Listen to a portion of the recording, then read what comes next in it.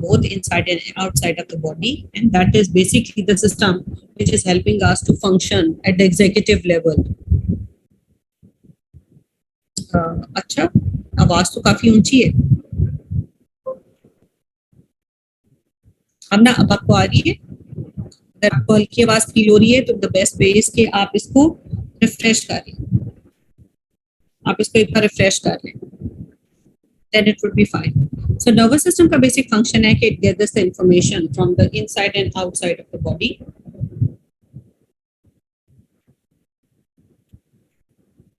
It gathers information from both inside and outside of the body. इसे इसका sensory function कहते हैं.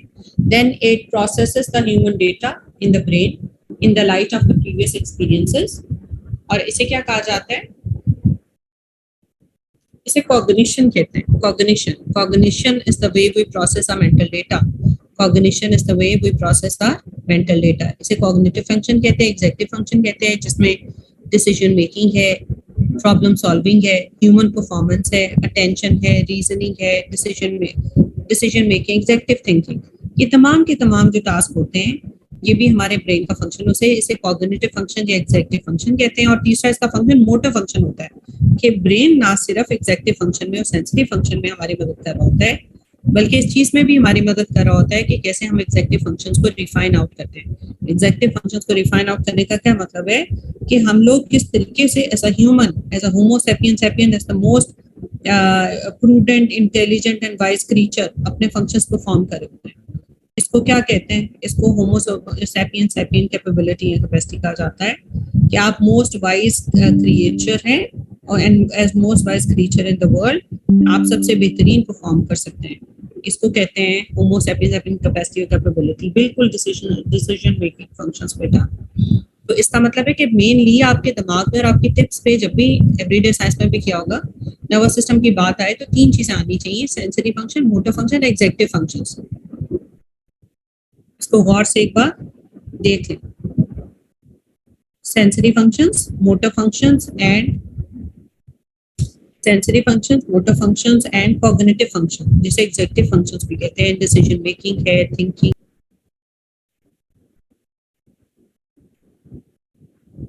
अच्छा, आगे चलते हैं। नर्वस सिस्टम की डिवीजन होती है और ये डिवीजन क्या है? CNS and PNS, central nervous system and peripheral nervous system. Central nervous system में फर्दर ब्रेन और स्पाइनल कॉर्ड आता है।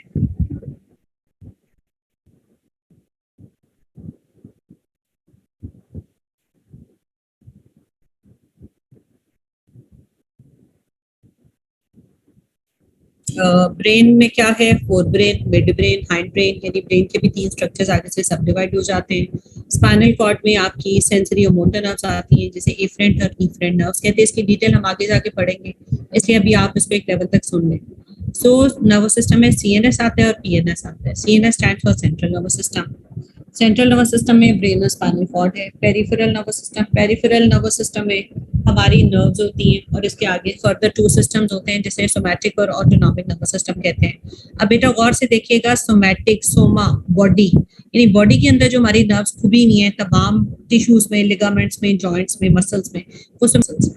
और दूसरी ऑटोनॉमिक नर्वस सिस्टम कहलाती हैं, जो कि इनवॉलंटरी रिस्पॉन्सेस बेस्ड होती हैं and they help in relaying the information to the internal organs. तो इसके बाद हम देखते हैं कि ऑटोनॉमिक नर्वस सिस्टम जो कि हमारे इमोशंस के दौरान एक्टिव होता है, जो कि फाइट एंड फ्लाइट रिएक्शंस के दौरान एक्टिव होता है। इसकी फर्दर दो टाइप्स होती हैं, sympathetic branch and parasympathetic branch. Sympathetic branch हमारी बॉडी की एक्टिविटी को स्पीड अप कर देती है और पैरासिम्पैथेटिक ब्रांच हमारी बॉडी की एक्टिविटी को लो डाउन कर देती है, स्लो डाउन कर देती है। Skeletal means related to the skeleton. Skeleton आपका जो स्ट्रक्चर है, structure of the bones, that is skeletal. Skeletal muscles होते हैं ये हमारे। ढांचा नहीं कहते जिसे, आम मफहूमी जुबान में आप इसे ढांचा बोलते हैं। स्केलेटल मसल्स होते हैं हमारे। आगे चलते हैं। नर्वस सिस्टम का बेसिक यूनिट क्या है? Structural and functional unit of nervous system is neuron.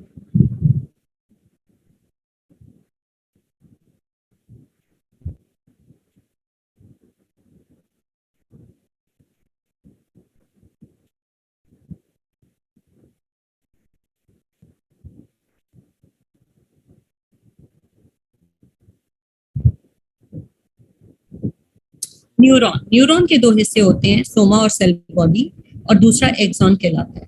Soma का मतलब होता है सेल बॉडी, जो कि इसका हेड भी कहलाता है और इसका ब्रेनी सेंटर भी कहलाता है, क्योंकि इसमें न्यूक्लियस होता है। और न्यूक्लियस का क्या काम होता है? न्यूक्लियस का काम होता है जैसे हमारा ब्रेन तमाम डिसीजंस करता है हमारी बॉडी को चलाने के, इसी तरीके से सेल का जो ब्रेन होता है that is the nucleus. Nucleus contains nuclei, जिसमें तमाम जेनेटिक मटेरियल होता है। सोमा या सेल बॉडी के इर्द गिर्द हमारी मेम्ब्रेन होती है, जो कि सेमी परमिएबल होती है, जो कि सर्टेन केमिकल पार्टिकल्स को एंटर होने में मदद देती है। और सेल बॉडी के इर्द गिर्द डेंड्राइट्स होती हैं। डेंड्राइट्स यानी कि ब्रांचेस का गुच्छा होता है, डेंडरा जिसे कहा जाता है। सो सोमा या सेल बॉडी, सोमा या सेल बॉडी जो है वो न्यूरॉन का पहला हिस्सा है, जिसे हेड ऑफ द न्यूरॉन भी कहेंगे। और इसके इर्द गिर्द एक झिल्ली होती है जो कि सेमी परमिएबल होती है, और इसे जो है इसे सेमी पेनिट्रेबल कह सकते हैं। तो ये जो सेमी परमिएबल इसकी मेम्ब्रेन होती है, ये कुछ मटेरियल्स को अंदर एंटर होने में अलाउ करती है, कुछ मटेरियल्स को अंदर एंटर होना अलाउ नहीं करती, इसीलिए ये सेमी परमिएबल कहलाती है। और इसके इर्द गिर्द एक बारीक ब्रांचेस का स्ट्रक्चर होता है जिसे डेंड्राइट्स कहते हैं। डेंड्राइट्स यानी कि जैसे दरख्त की छाल का गुच्छा होता है, बिल्कुल इसी तरीके से सोमा के इर्द गिर्द जो बारीक बारीक ये आपको छाल नुमा ब्रांचेस नजर आ रही है, इसे डेंड्राइट्स कहते हैं। एंड सोमा कंटेन्स न्यूक्लियस, और न्यूक्लियस मैंने आपको बता दिया that is the adjective centre. और ये एग्जेक्टिव सेंटर के तौर पे ब्रेन की तमाम एक्टिविटीज में, न्यूरॉन की तमाम एक्टिविटीज में न्यूक्लियस बड़ा इंपॉर्टेंट रोल परफॉर्म करता है। और सोमा या जो हेड पार्ट होता है, इसके इर्द गिर्द डेंड्राइट्स होती हैं। और सोमा के अंदर वो तमाम हमारे सेलुलर ऑर्गेनियल्स होते हैं, यानी खुलिए के स्ट्रक्चर्स और कंपोनेंट्स होते हैं, जो कि हमारी बॉडी के लिए इंपॉर्टेंट फंक्शंस परफॉर्म करते हैं, जिसमें माइटोकॉन्ड्रिया है, that is the store house of energy, जिसमें हमारी एंडोप्लाज्मिक रेटिकुलम्स हैं, यानी कि वो रेशेदार धागे जो कि सेल के एंजाइम्स को एक हिस्से से दूसरे हिस्से पे पहुंचाते हैं। और इसमें गोल्जी बॉडीज होती हैं, राइबोसोम्स होते हैं, जो कि प्रोटीन की सिंथेसिस और प्रोसेसिंग और मैन्युफैक्चरिंग में इंपॉर्टेंट रोल प्ले करते हैं। और ये सोमा जहाँ पे जाके खत्म हो जाता है उसे एक्सॉन कहते हैं। एक्सॉन एक पट्टी नुमा, उंगली नुमा एक प्रोजेक्शन है, लंबा सा हिस्सा है, जो कि सोमा से बाहर की तरफ चलता है। जी आमना, इसकी पेयरिंग तो याद करनी जरूरी नहीं है, ये जो स्केलेटल का आप कह रहे हो ना, लेकिन जब हम ऑटोनॉमिक और सिंपैथेटिक नर्वस सिस्टम करेंगे ना, उसमें मैं आपको समझा दूंगी डिटेल में। 32 पेयर्स ये जो आप कह रहे हो ना, इसको हम थोड़ा सा डिटेल में जाके उस हिस्से में कर लेंगे। तो आपने स्ट्रक्चर ऑफ न्यूरॉन याद करना है, जिसमें डेंड्राइट है that receive the stimulus and they are bark like और द ब्रांचेस लाइक स्ट्रक्चर। ये सोमा के इर्द घिरी होती हैं, they have engulfed the soma from all side and they help to catch the stimulus and carry the impulse towards the cell body. Cell body of the nucleus क्या है? Nucleus जो है वो एक एग्जेक्टिव सेंटर है, ये genetic coding और genetic material भी कंटेन करता है। और सेल बॉडी के अंदर न्यूक्लियस एक इंपॉर्टेंट स्ट्रक्चर है जो ब्रेन की तरह काम करता है, और सेल के अंदर जितने फंक्शन होने होते हैं उनके डिसीजंस करके देता है। So basically that is an important structure. आगे एक्सॉन है। Axon is a fibre like structure, it is a long strand, ये एक पट्टी नुमा हिस्सा होता है जो कि सोमा से एक्सटेंड होता है और बाहर की तरफ चलता है, एक प्रोजेक्शन बनाता हुआ। तो बेसिकली जो एक्सॉन होता है, it is like a fibre which carries some pulses away from the cell body. और आगे शिफॉन सेल्स, उन कटे हुए पॉइंट को नोड्स ऑफ रनबील कहते हैं। जी, जो नेट न्यूरॉन से जुड़ता है वो एक्सॉन होता है। जी बेटा, नहीं हमेशा नहीं होता, लेकिन मोस्टली, यानी कि एक्सो एक्सोनिक के आगे जाके हम पढ़ेंगे, आप पहले ही सवाल पूछना शुरू हो गया, बल्कि अगली क्लास में पढ़ेंगे। एक्सोसोमेटिक भी होता है, यानी जिसमें एक न्यूरॉन का एक्सॉन खत्म हो रहा होता है और आगे इंसान के जिस्म का पट्टा स्टार्ट हो रहा होता है, उसे एक्सोसोमेटिक कहते हैं, एक्सोसोमेटिक आ जाता है।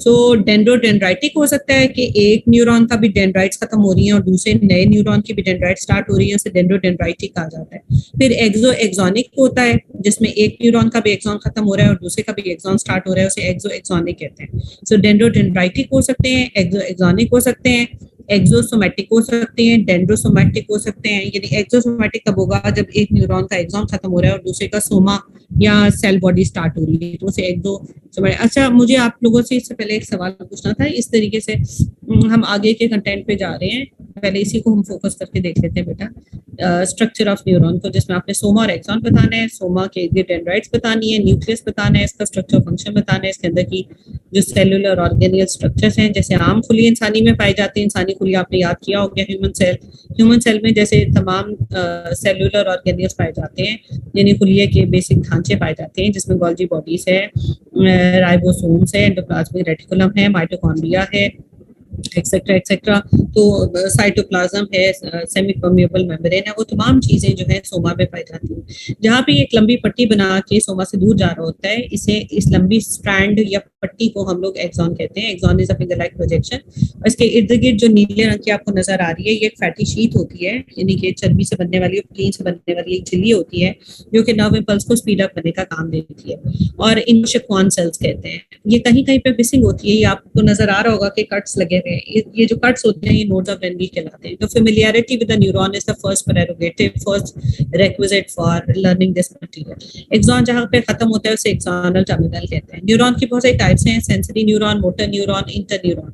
सेंसरी न्यूरॉन क्या करता है कि हमारे सेंस ऑर्गन से तमाम डेटा ब्रेन की तरफ लेके जाता है। मोटर न्यूरॉन क्या कहता है कि ब्रेन की तमाम कमांड्स, तमाम हुक्म ब्रेन से लिम्स की तरफ, पट्टों की तरफ, अजलात की तरफ, और हमारे मूवमेंट वाले जितने भी लिम्स हैं उनकी तरफ वापस जो इंस्ट्रक्शन जाती है, कमांड, चेन ऑफ कमांड जाती है, उसे मोटर न्यूरॉन कहते हैं। और सेंसरी न्यूरॉन और मोटर न्यूरॉन के दरमियान के जो पाथवेज होते हैं, they are known as inter neuron. Impulse की डेफिनेशन देखी जाए तो जो भी एक बरकी लहर, इलेक्ट्रोमैग्नेटिक इम्पल्स जो कि न्यूरॉन में पैदा होती है, आपकी पूरी बॉडी, जैसे आप एक रोबोट को जब खोलते हैं तो उसके अंदर बेतहाशा तारों के गुच्छे होते हैं, करोड़ों तारों के गुच्छे उसके अंदर पिरोए होते हैं। इसी तरीके से एक इंसान की बॉडी, लिगामेंट, जॉइंट्स और मसल्स और उसके इनर स्ट्रक्चर्स में, विसरल ऑर्गन्स में इसी तरह की रेशे घुसे हुए हैं, जिनको आप नर्व्स कहते हैं। ठीक है, इसाब कहते हैं ना, इसाब कमजोर हो गए, तो ये बेसिकली नर्व्स हैं जो कि मजबूत रहने चाहिए।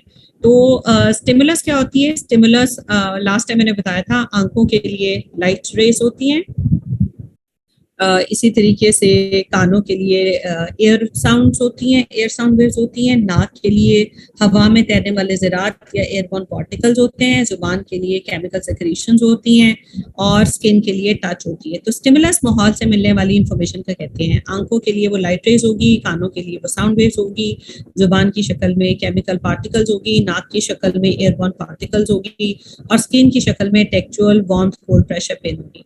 एक्साइटेबिलिटी का मतलब है कि जब एक न्यूरॉन एक्साइट होता है किसी बाहर की इन्वायरमेंटल एनर्जी से, तो उसे एक्साइटेबिलिटी कहते हैं। जैसे इस कमरे में बहुत सारे हशरात और कीड़े मकोड़े चल रहे हैं, लेकिन उनकी आवाज मेरे कान में महसूस नहीं हो रही। क्यों महसूस नहीं हो रही? क्योंकि मेरे कान की जो सुनने की कैपेसिटी है वो 20 डेसिबल टू 20,000 डेसिबल है। इससे कम और इससे ज्यादा की जो एनर्जी है वो मुझे फील नहीं होती। इसे ऑल एंड नथिंग प्रिंसिपल कहते हैं, कि या तो बहुत तेज एनर्जी है मेरी न्यूरोनल ट्रैक पे, यानी न्यूरोनल पाथवे पे भागेगी, रन करेगी, फ्लो करेगी, या फिर कोई एनर्जी नहीं होगी। इसे ऑल और नन प्रिंसिपल कहते हैं। साइनैप्स, दो न्यूरॉन के दरमियान में एक छोटा सा माइन्यूट सा गैप होता है, उसे साइनैप्स कहते हैं। So synapse is a functional gap between two neurons.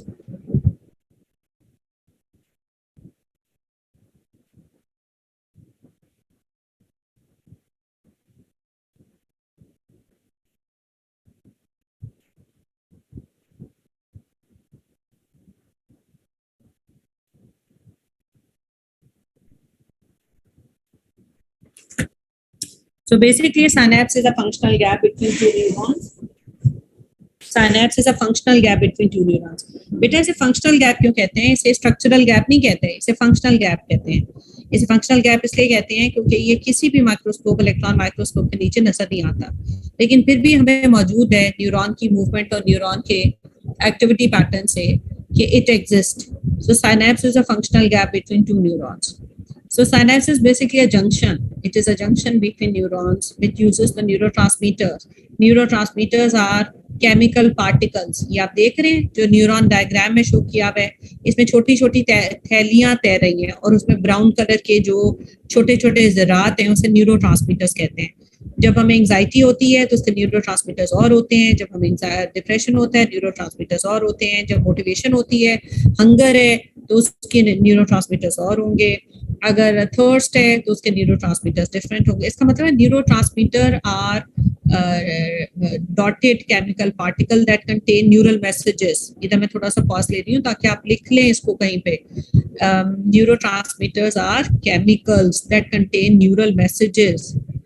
Neurotransmitters are small particles that are contained in sac-like structure. थैलियों में ये स्टोर हुए होते हैं। देखिए एक जगह से जब थैली फट रही है तो वो दो न्यूरॉन के गैप में गिर भी रहे हैं।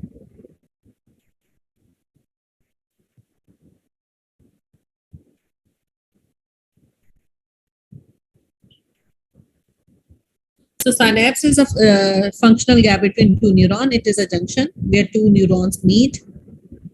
और ये एक ऐसा गैप है जो इलेक्ट्रॉन माइक्रोस्कोप में भी दिखाई नहीं देता, लेकिन हमने एज्यूम किया हुआ है कि इट एग्जिस्ट फंक्शंस के हिसाब से और इसके मैकेनिज्म ऑफ फंक्शनिंग के हिसाब से ना।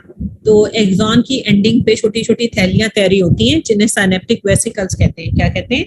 साइनेप्टिक वेसिकल्स कहते हैं। साइनेप्टिक वेसिकल्स के अंदर न्यूरोट्रांसमीटर्स भरे होते हैं और न्यूरोट्रांसमीटर की डेफिनेशन आपको आनी चाहिए। Neurotransmitters are dotted chemical particle that contain neural messages. जब एनवायरमेंट से कोई प्रेशर आता है, कोई इन्फॉर्मेशन आती है, तो ये न्यूरॉन ये से स्पिल हो जाते हैं। स्पिल का मतलब है फट के गिर जाते हैं, जैसे कि ये गिरते हुए नजर भी आ रहे हैं आपको साइनेप्स में। जी बेटा जरूर, अभी भी रिपीट कर देती हूँ। नेक्स्ट क्लास में भी हम इंशाल्लाह इसको 2-3 बार रिपीट करेंगे।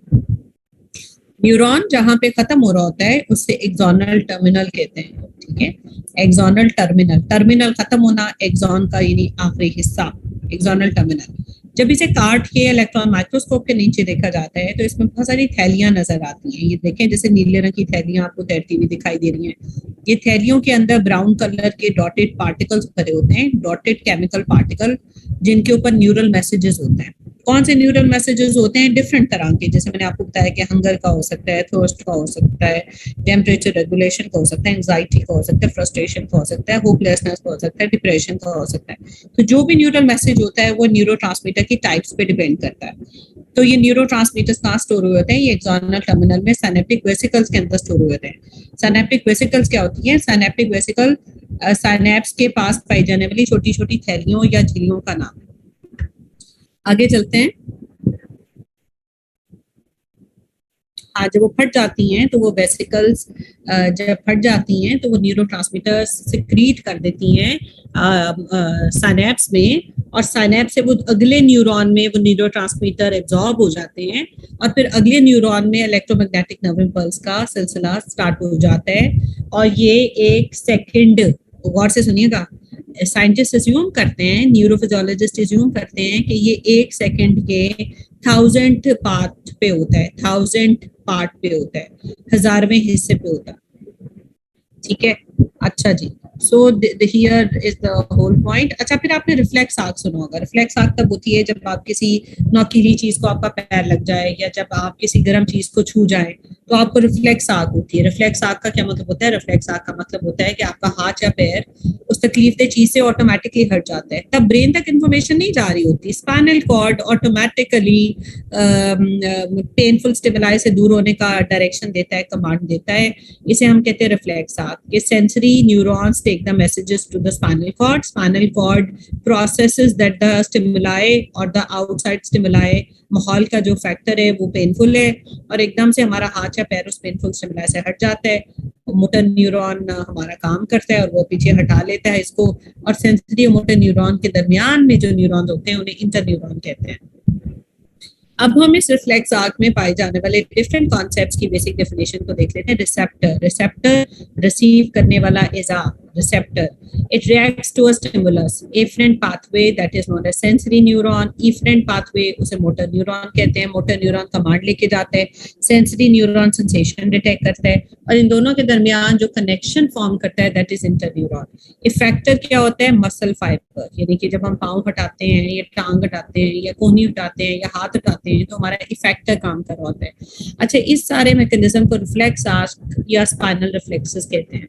आगे हम चलते हैं सीएनएस या सेंट्रल नर्वस सिस्टम पे, जिसमें ब्रेन एंड स्पाइनल कॉर्ड है। ब्रेन में जैसे मैंने आपको बताया फोर ब्रेन है, मिड ब्रेन है, हाइंड ब्रेन है। फोर ब्रेन को सेरेब्रम कहते हैं, हाइंड ब्रेन को सेरेबेलम कहते हैं, और मिड ब्रेन को डाइनसेफेलॉन, थैलेमस, हाइपोथैलेमस कहते हैं। और जो मेडुला पॉन्स है वो भी मिड ब्रेन का हिस्सा है। इसका मतलब है कि fore brain, mid brain, hind brain और ये उसके अंदर पाए जाने वाले अज़ा हैं। स्पाइन को स्पाइनल कॉर्ड कहा जाता है। अच्छा, अब सबसे पहले आते हैं कि ब्रेन को सेव करने के लिए अल्लाह ताला ने इसको एक खास किस्म की झिल्ली में रखा है जिसे मेनिंजेस कहते हैं। मेनिंजेस की 3 लेयर होती हैं, outer, middle and inner. Outer, middle and inner 3 layers होती हैं। आउटर लेयर को हम कहते हैं ड्यूरामेटर, इनर मोस्ट लेयर को कहते हैं पायामेटर, और इन दोनों के दरमियान में जो लेयर होती है उसे कहा जाता है सब एरेक्नॉइड स्पेस। ये आपको नजर आ रहा होगा, सब एरेक्नॉइड स्पेस वो जगह है, सब दरमियान एरेक्नॉइड स्पेस यानी दो झिल्लियों के दरमियान की जगह। यहाँ पे हमारी ऑक्सीजनेटेड ब्लड वेसल्स की सप्लाई एक्टिवली होती है। और इसके अलावा इस हिस्से में सीएसएफ भरा होता है। सीएसएफ एक दिमाग का पानी होता है जिसे सेरिब्रो स्पाइनल फ्लूइड कहते हैं। क्या कहते हैं? CSF, cerebrospinal fluid. So बाहर की झिल्ली ड्यूरामेटर कहलाती है, मेनिंजेस के सबसे अंदर की झिल्ली पायामेटर कहलाती है, और दरमियान की जगह सब एरेक्नॉइड स्पेस कहलाती है। और सब एरेक्नॉइड स्पेस में खून की शरियानियां होती हैं जो कि ब्रेन टिश्यूज को ऑक्सीजनेटेड ब्लड को सप्लाई करती हैं। और इसके अलावा इसमें ब्रेन का पानी भरा होता है जिसे सीएसएफ या सेरेब्रो स्पाइनल फ्लूइड कहते हैं। दोबारा से देखते हैं, मेनिंजेस की 3 लेयर्स होती हैं, dura mater, outer most tough covering, pia mater, inner most fragile covering, और बाहर और अंदर की इन झिल्लियों के दरमियान में सब arachnoid space is there.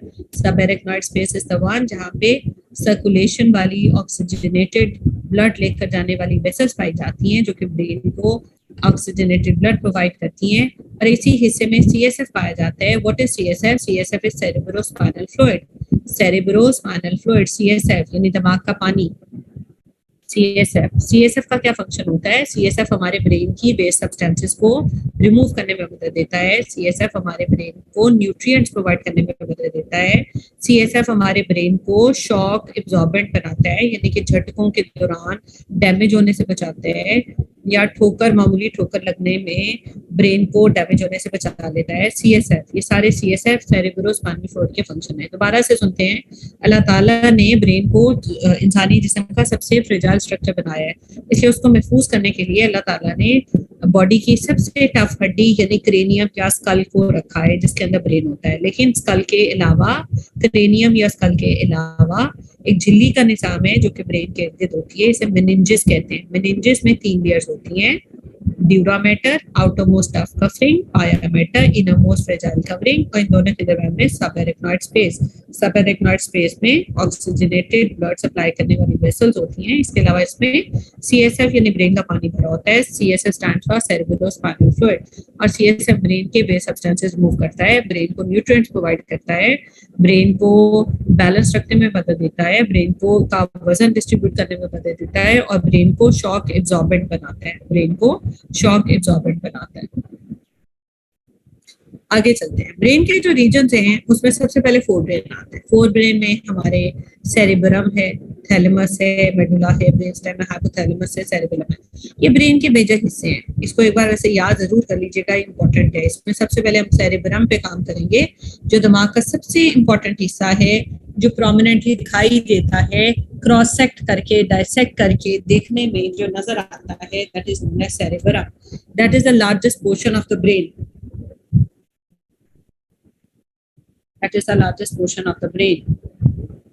Which is the largest portion of the brain? अक्सर ऑब्जेक्टिव टाइप में भी लोगों का फेवरेट सवाल होता है इस एग्जाम में, नहीं तकरीबन सभी तरह के एग्जाम में। और वो क्या होता है कि which is the largest portion of the brain, और वो होता है हमारा cerebrum. Cerebrum is the largest portion of the brain. Cerebrum is the largest portion of the brain. Cerebrum is the largest portion of the brain, and cerebrum is also known as the executive center.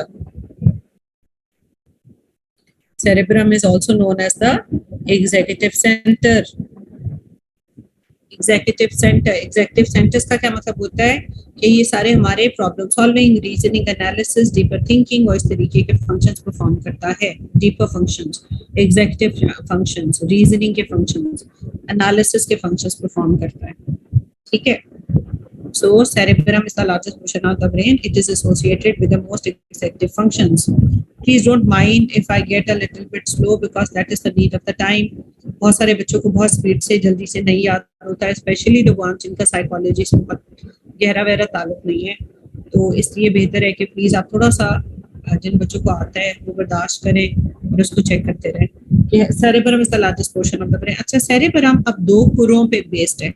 खुरों के मतलब है कि half semi circular bulged out surfaces पे based है, जैसे कि उभारों पे based है, और ये एक राइट हेमिस्फीयर होता है, एक लेफ्ट हेमिस्फीयर होता है। मॉन्की के ब्रेन में भी राइट और लेफ्ट हेमिस्फीयर होता है, लेकिन इन दोनों को कनेक्ट करने के लिए हमारे ब्रेन में इंटरकनेक्टिंग न्यूरॉन्स है जिसे हम कॉर्पस कैलोसम कहते हैं।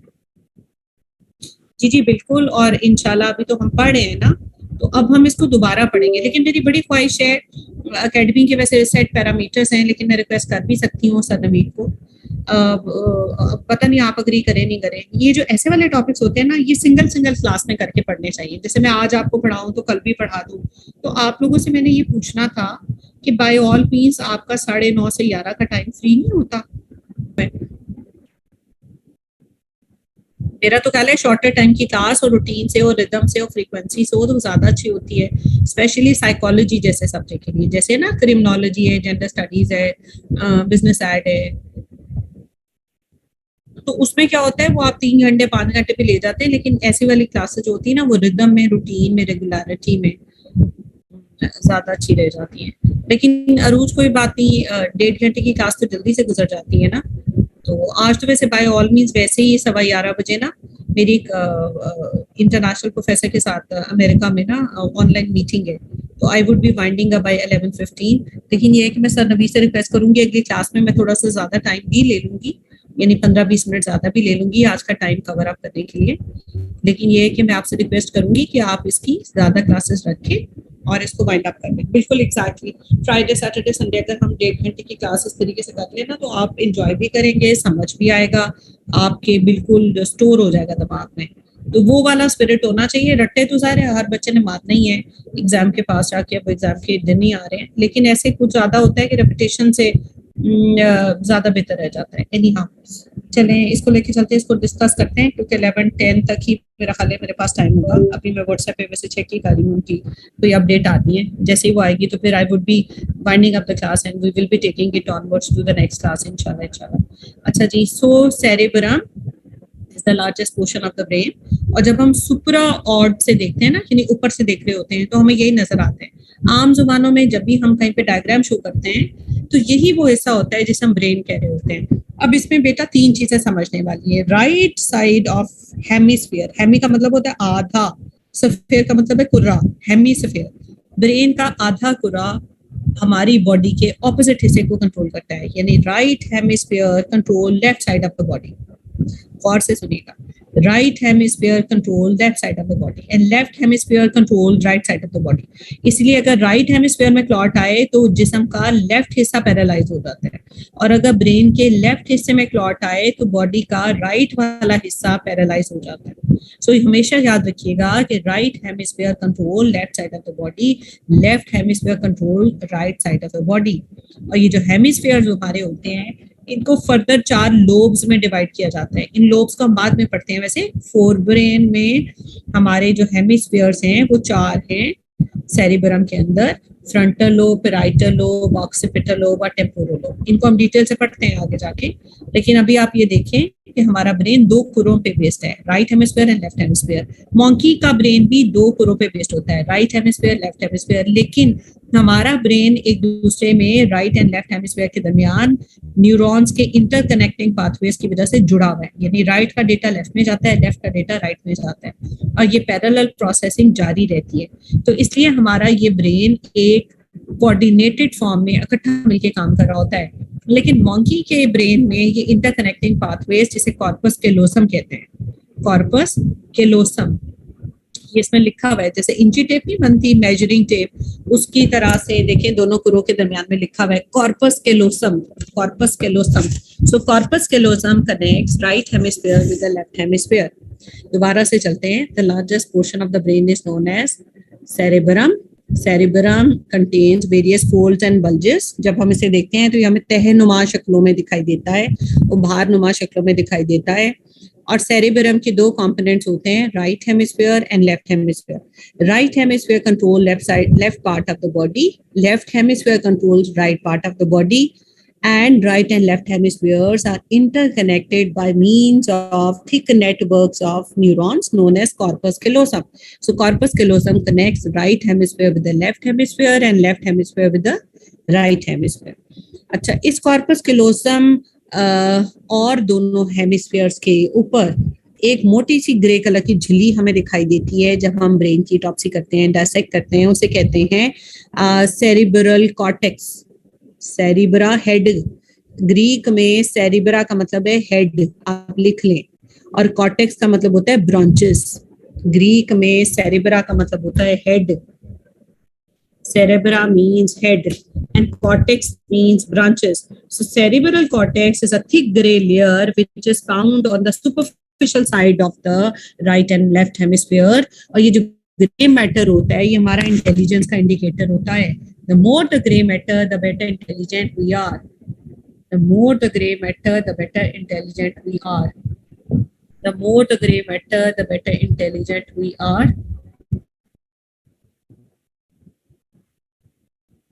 कि ग्रेशनेस कैसे बढ़ सकती है, बहुत सारे बच्चे मेरे से सवाल पूछते हैं कि मैडम ये ग्रेशनेस कैसे बढ़ सकती है। तो बेटा ये ग्रेशनेस बढ़ सकती है जब आप चैलेंजेस का सामना करें, जब आप डिफिकल्ट सर्कमस्टेंसेस का सामना करें, जब आप जिंदगी में अप्स एंड डाउन्स का सामना करें, जब आप मुश्किलात से गुजरे, जब आप जिंदगी के ज्यादा तजुर्बात से गो थ्रू करें, जब आप ज्यादा ट्रैवलिंग करें, जब आप ज्यादा किताबें पढ़ें, जब आप ज्यादा लोगों के दरमियान घुले मिले, ज्यादा सोशलाइजेशन करें, अपने आप को मुख्तलिफ तरह के सर्कमस्टांसेस से एक्सपोज करें।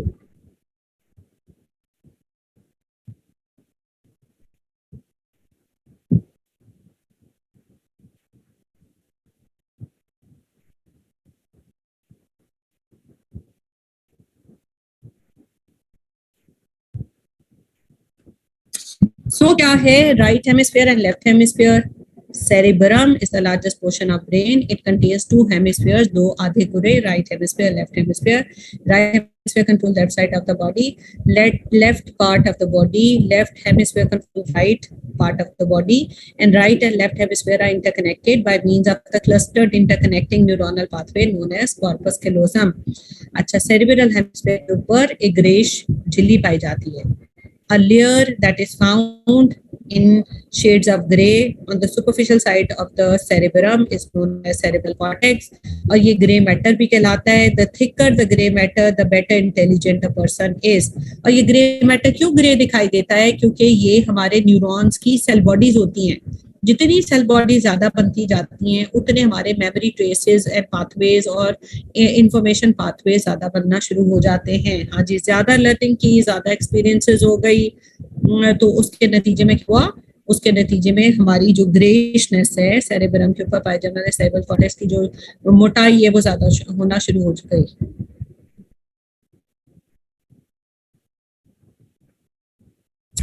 So cerebral cortex is the layer of the brain. It is grayish in nature, and the more thicker the layer is, the better intelligent the person is.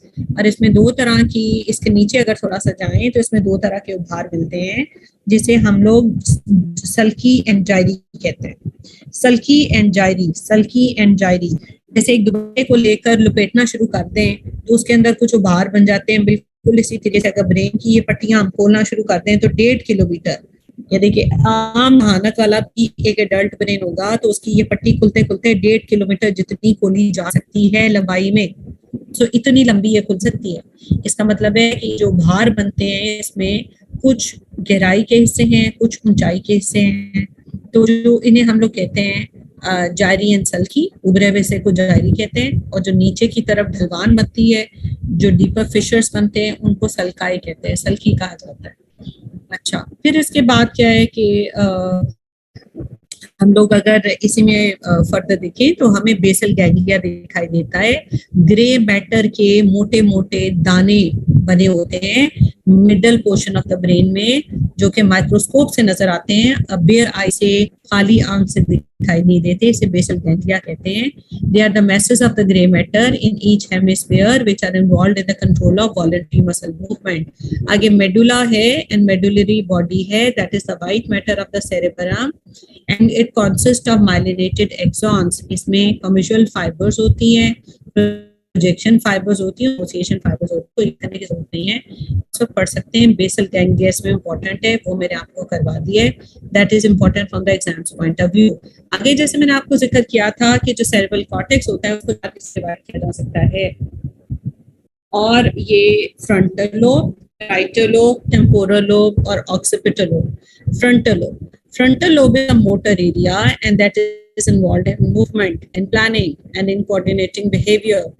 दूसरा हिस्सा पेराइटल लोब कहलाता है। Parietal lobe जैसे इसमें देख सकते हैं red और ग्रीन से इंडिकेट किया गया है। सेंसरी एरिया है जो कि सेंसेशंस रिकॉर्ड करता है, मोटर एरिया है जो कि हमारी बॉडी की हरकत को कंट्रोल करता है, तो इसे सेंसरी एरिया जो कि सेंसेशन लेवल्स को कंट्रोल करता है, मोटर एरिया जो कि हमारी बॉडी की मूवमेंट को, मोबिलिटी को और को कंट्रोल और कोऑर्डिनेशन को कंट्रोल करता है।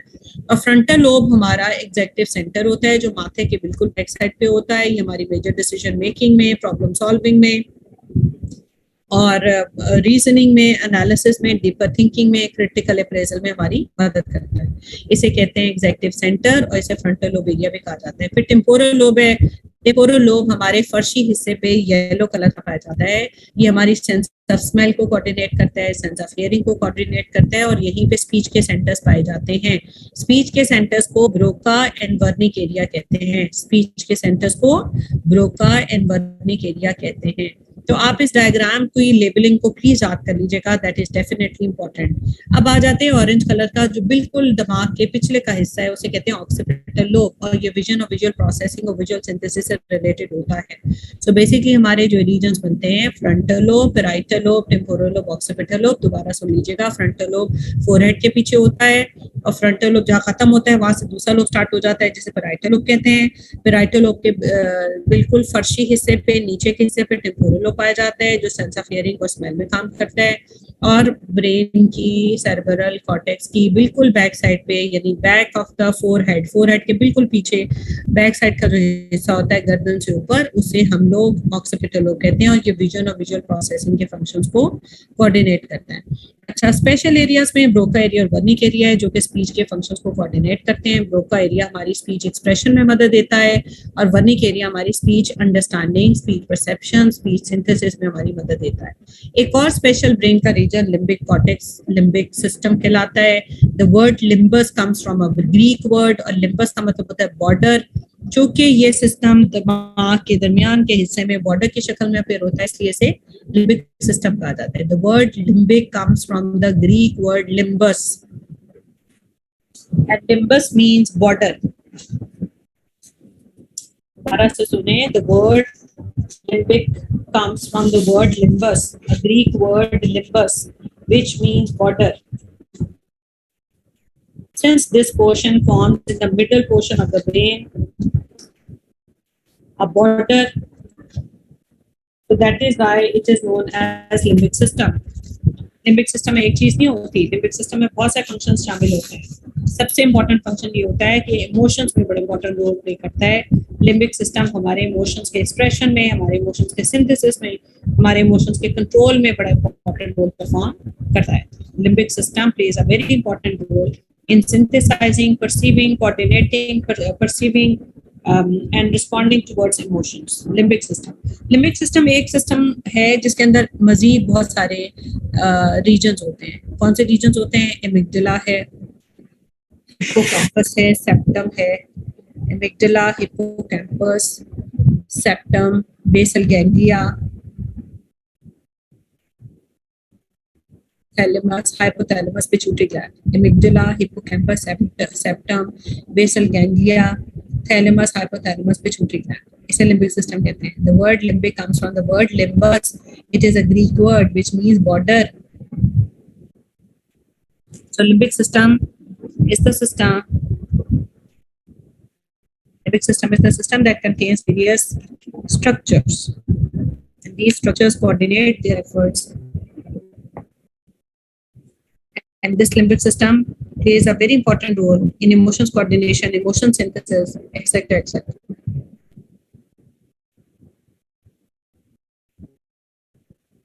आगे चलते हैं ब्रेन वेव्स. EEG waves इन्हें कहते हैं electroencephalogramic waves. EEG waves, electroencephalogramic waves, EEG waves. इसके पास ये टाइप्स होती हैं, alpha waves, beta waves, theta waves, delta waves. सबसे कम हर्ट्ज वैल्यू की जो वेव्स होती हैं उन्हें कहते हैं बीटा वेव्स. अच्छा, अगर आपको बेटा शेयर किया जाए कि ये वेव्स खास रिदम और सुकून में आना शुरू हो जाती हैं जब हम नमाज अदा करते हैं, जब हम सजदा करते हैं, सुभान अल्लाह. सो अल्लाह ताला की कुदरत देखें. अल्लाह ताला ने जब 5 वक्त नमाज हमारे पे फर्ज कर दी तो प्रॉबेबली अल्लाह ताला चाहते भी ये थे कि हमारी माइंड और बॉडी की रिलैक्सेशन, कोऑर्डिनेशन, सिंक्रोनाइजेशन और हार्मनी का काम हो सके.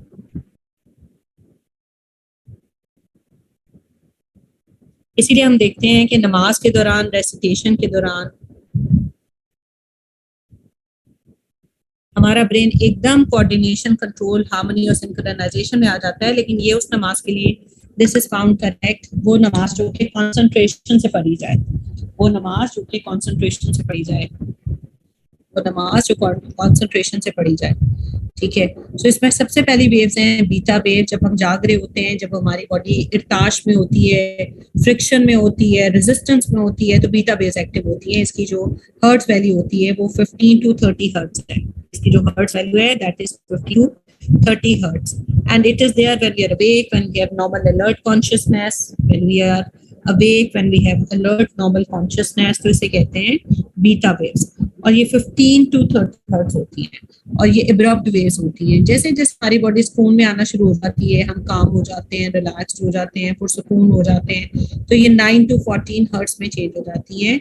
इन्हें रिलैक्स्ड वेव्स भी कहा जाता है. और EEG इंडिकेटर उस वक्त जो वेव्स की वैल्यू शो करता है that is 9 to 14 hertz. 9 to 14 hertz. Beta के बाद जो वेव्स होती हैं अल्फा वेव्स, और ये 14 to 9 to 14 हर्ट्ज होती है. 9 to 14 हर्ट्ज इन्हें अल्फा वेव्स कहा जाता है. 9-14 हर्ट्ज इनकी हर्ट्ज वैल्यू होती है और ये रिलैक्स्ड और काम मेडिटेशनल स्टेट शो करती हैं. क्रिएटिव विजुअलाइजेशन की स्टेट, क्रिएटिविटी की स्टेट, प्रॉब्लम सॉल्विंग की स्टेट, कामनेस की स्टेट को भी ये शो करती है. इसके बाद जब ब्रेन और कामनेस में चला जाता है तो उन्हें थीटा वेव्स कहा जाता है. इनकी 4 to 8 हर्ट्ज वैल्यू होती है. इसकी हर्ट्ज वैल्यू होती है 4 to 8 हर्ट्ज वैल्यू होती है. इसे थीटा वेव्स कहा जाता है. This is the deep relaxation and meditation. और ये प्रॉब्लम सॉल्विंग की सबसे बेहतरीन स्टेज, जब हमारा जिस्म काम है, हमारी बॉडी काम है, हमारा ब्रेन काम है और वो एक रिलैक्सेशन मोड में डीपर थिंकिंग कर रहा है, कॉन्सेंट्रेटेड थिंकिंग कर रहा है, पेनिट्रेटिव थिंकिंग कर रहा है, तो उसको हम क्या कहेंगे, उसको हम थीटा वेव्स या 4 to 8 हर्ट्ज वैल्यू की वेव्स कहा जाता है, जो कि हमारे ब्रेन को सुकून देने का काम करती हैं. और जब ये स्लीप में चला जाता है, इसे डीप स्लीप कहते हैं, और ये 1 to 3 हर्ट्ज में कन्वर्ट हो जाती है, इन्हें डेल्टा वेव्स कहते हैं. तो beta, alpha, theta, delta. Beta, alpha, theta, delta. Beta wakeful state में, अल्फा रिलैक्स एंड काम स्टेट में, डीपर रिलैक्सेशन में 4 to 8 हर्ट्ज की. डेल्टा थीटा वेव्स और डेल्टा वेव्स हमारी स्लीप की स्टेट्स की वेव्स. ये ब्रेन की तमाम वेव्स हैं. और मैंने आपको बताया रेस्टेशन, नमाज पढ़ते हुए सजदे की हालत में अक्सर औकात ये वेव्स हमारी बहुत पुरसुकून में अल्फा और थीटा के दरमियान में भी आ जाती हैं. आगे चलते हैं पेरिफेरल नर्व्स, जिसके आपको पहले कहा था कि इसमें हम सारे पेयर्स वगैरह डिस्कस कर लेंगे, जो कि एक स्टूडेंट ने क्वेश्चन पूछा था. Spinal nerves basically 31 in pair होते हैं. आप देख सकते हैं कि हमारे जिस्म के जितने भी अंदरूनी अज़ाएं हैं उनके अंदर तक ये खुबे में, इसलिए इन्हें हम लोग स्पाइनल नर्व्स कहते हैं. क्या कहते हैं? Spinal nerves. There are 31 pair of nerves which are known as spinal nerves because they emerge from spinal cord. फिर क्रेनियल नर्व्स है. क्रेनियल, जैसे कि आपको पहले बताया है, the word cranial comes from the word cranium. Cranium का मतलब होता है खोपड़ी. क्रेनियम का मतलब होता है खोपड़ी. So cranial nerves are 12 pair in structures. और ये क्रेनियम या खोपड़ी से, स्कल से, क्रेनियम या खोपड़ी या स्कल से इमर्ज हो रही होती हैं. They are 12 pair in number. ये 12 जोड़ों की शक्ल में होती हैं, यानी राइट में भी 12, लेफ्ट में भी 12, और ये हमारे ब्रेन की नीचे की सरफेस के साथ लटकी होती हैं. आगे स्पाइनल नर्व्स है. और ये स्पाइन के साथ, यानी कि हमारी रीढ़ की हड्डी के साथ अटैच हुई होती हैं, हरामे मगज के साथ। रीढ़ की हड्डी में पुरोई भी निकली होती हैं, और बेसिकली ये हरामे मगज या स्पाइनल नर्व्स के साथ, स्पाइनल नर्व स्पाइनल कॉर्ड के साथ। कॉर्ड का मतलब क्या होता है? एक रेशेदार पट्टी। ये वर्टिब्रल कॉलम यानी कि पीछे जो रीढ़ की हड्डी है, ये सबसे मजबूत हड्डी होती है स्कल की तरह, और इसके अंदर जो स्पाइनल कॉर्ड है, कॉर्ड का मतलब होता है तार, स्पाइनल, स्पाइनल की जो कॉर्ड है ये सबसे नाजुक होती है, लेकिन इसको वर्टिब्रल कॉलम सपोर्ट कर रहा होता है। तो ये जो स्पाइनल नर्व्स हैं ये 31 मेन पेयर है, और ये स्पाइनल कॉर्ड से अटैच्ड होते हैं। उसके बाद हम अगले नर्वस सिस्टम को देखते हैं, that is somatic nervous system. Somatic nervous system helps to relay the information from skin, sense organs and muscles to the CNS, and that also helps in bringing the response back to skeletal muscle for responses. आगे जो अगला system है that is known as autonomic nervous system. Auto का मतलब spontaneous होता है, हमारे fight and flight या इमोशंस रिएक्शंस के दौरान या इमरजेंसी रिस्पॉन्सेज के दौरान एक्टिव होता है। इसकी दो ब्रांचेस होती हैं, sympathetic nervous system and parasympathetic nervous system. Sympathetic nervous system हमारी बॉडी को फास्ट करने का काम करती है, ताकि इमोशंस के दौरान हम लोग किसी चीज को कोप कर सकें, इमरजेंसी रिएक्शन को कोप कर सकें। और पैरासिम्पैथेटिक नर्वस सिस्टम हमारी बॉडी को स्लो डाउन करके रिलैक्स और काम और मेडिटेशनल और पीसफुल स्टेट में वापस लाने का काम करती है, क्योंकि हमारी बॉडी बहुत अरसे तक अराउजल की स्टेट में नहीं रह सकती। अगर हमारी बॉडी बहुत देर तक अराउजल की स्टेट में रहेगी तो कोलैप्स कर जाएगी। कोलैप्स कर जाएगी का मतलब है कि एग्जॉस्ट हो जाएगी। सो बेसिकली हमारे दो तरह के नर्वस सिस्टम होते हैं ऑटोनॉमिक में, sympathetic and parasympathetic nervous system. Sympathetic nervous system arousal और स्पीड अप का काम करता है, और पैरासिम्पैथेटिक नर्वस सिस्टम हमारी बॉडी को स्लो डाउन करने का काम करता है। The word somatic comes from the word soma. Soma means body. Soma means body. The word somatic comes from the word soma, and soma means body. आगे चलते हैं, what are the major sense organs and what is sensation and perception. तो sensation की definition और perception की definition मैं last time लिखवाई थी, लेकिन मैं दोबारा से रिपीट कर देती हूँ। Sensation refers to the electromagnetic nerve energy that comes in the form of environmental stimuli and is detected and recorded by the sense organ. Sensation उस मालूमात की शक्ल को कहते हैं जो कि सेंस ऑर्गन रिसीव करता है और आगे उसे इलेक्ट्रोमैग्नेटिक नर्व इम्पल्स की एनर्जी में कन्वर्ट करके ब्रेन तक कंडक्ट कर देता है। जो हमारे सेंस ऑर्गन्स हैं, आई है, नोज है, स्किन है, टंग है, ईयर है, ये तमाम के तमाम ट्रांसडक्टर का काम करते हैं। ट्रांसडक्टर का मतलब है कि एनवायरमेंटल एनर्जी को कन्वर्ट कर देते हैं इनटू इलेक्ट्रोमैग्नेटिक नर्व इम्पल्स। तो इसका मतलब है हमारे जो मेजर सेंस ऑर्गन्स हैं, इसमें विजन के लिए आई है, जिसे हम लोग जो है सीइंग भी कहते हैं, SEEING, सीइंग और विजन और आई, और जो हियरिंग होता है वो ऑडिशन, AUDITION, ऑडिशन कहलाता है, हियरिंग, ईयर, ऑडिशन। टेस्ट को हम गस्टेटरी कहते हैं या टेस्ट रिसेप्टर्स कहते हैं, स्मेल को ऑल्फैक्टरी कहते हैं, और स्किन को textual, hot, cold, pressure and warmth and pain कहते हैं। आई हमारा सबसे इम्पोर्टेंट स्ट्रक्चर्स है, शायद आपने एवरीडे साइंस में भी पढ़ा होगा। इसकी 3 लेयर्स होती हैं। आउटर टफ लेयर जिसे स्क्लेरा कहते हैं, मिडल लेयर जिसे कोराइट कहते हैं, जिसमें ब्लड वेसल्स होती हैं जो कि आंख के मुख्य हिस्सों को ब्लड सप्लाई प्रोवाइड करती हैं, और इसके एक इनर लेयर होती है जिसे रेटिना कहते हैं, जिसके ऊपर एक अक्स बनता है, एक इमेज बनता है इन्वर्टेड फॉर्मेट में। तो आंख की 3 झिल्लियां होती हैं, outer layer, middle layer, inner layer.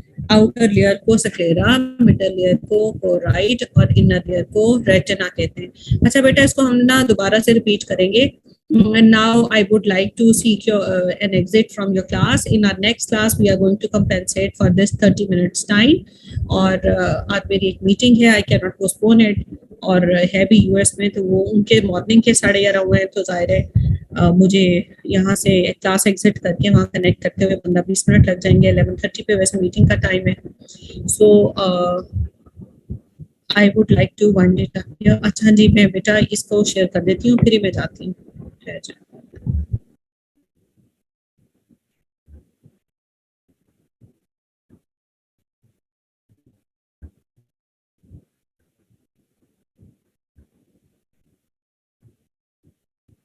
WhatsApp में आप में से कोई बच्चा प्लीज शेयर कर देगा? मैं कर दूंगी, लेकिन मैं कल ही कर सकूंगी, अब मैं बिजी हो जाऊंगी। उसको डाउनलोड कर लें यहाँ से। अगर आप में से कोई स्टूडेंट व्हाट्सएप पे प्लीज शेयर दे, that would be a favour. आप पास कर लें नर्वस सिस्टम की division, CNS, PNS, brain, spinal cord, limbic system, sensory motor nerves, interneuron और रिफ्लेक्स आर्क और सेरेब्रल कॉर्टेक्स और सेरेब्रम। इनके नाम याद कर ले, लोकेशन याद कर ले, कुछ याद कर ले। ये रट्टा है, मैं आपसे बिल्कुल झूठ नहीं बोलूंगी कि जी इसमें बड़ा समझना है, समझना तो है लेकिन बेसिकली ये रट्टा है। अगर आप इसे बार बार रिपीट करेंगे तो इंशाल्लाह ये आपको वैसे ही याद हो जाएगा, क्योंकि इसमें रिट्रीवल एंड रिहर्सल का प्रिंसिपल काम करता है कि बार बार दोहराएंगे तो ये याद होगा, अदरवाइज नहीं याद होगा इंशाल्लाह। चले, अल्लाह ताला आपकी मेहनतें कबूल करे, अल्लाह ताला आपको खुश रखे, सलामत रखे, आपकी मेहनतें कबूल करें। अल्लाह ताला आपको बेहतरीन मुस्तकबिल दें, यहाँ पे जहाँ पे जिधर भी आपका रास्ता बेहतरीन खुले, अल्लाह ताला आप सब नौजवान बच्चों को उस तरफ ले जाएं, आमीन। और मुझे भी दुआ में याद रखिएगा, अपने घर वालों का ख्याल रखिएगा, उनको भी दुआएं दीजिएगा, मेरे हक में भी दुआ कीजिएगा। अल्लाह ताला इस रमज़ान की बरकतें आप सब लोगों पे नाज़िल करें और आपके ज़िंदगी के बेहतरीन नेमतों के जो रास्ते हैं उस तरफ आपको ले जाएं। इधर लिखे हैं या जहाँ भी लिखे हैं, किस्मतें जहाँ भी लिखे हैं, आपकी मेहनतें कबूल कर ले, अल्लाह ताला आपकी नेक नियतें कबूल कर ले और आप सीधे रास्ते पे जो है अपने बेहतरीन तरक्की के रास्ते पे इंशाल्लाह चढ़ जाएं। इसी दुआ के साथ अल्लाह ताला आपको खुश रखे। मुझे भी दुआ में याद रखिएगा, रमजान की इबादत के बाद मेरे लिए भी दुआ कीजिएगा। लॉट्स ऑफ प्रेयर्स बेटा। अल्लाह ताला आपको खैर और आसानियां बांटने की और लेने की तौफीक अता करे। ओके, टेक केयर, अल्लाह हाफिज।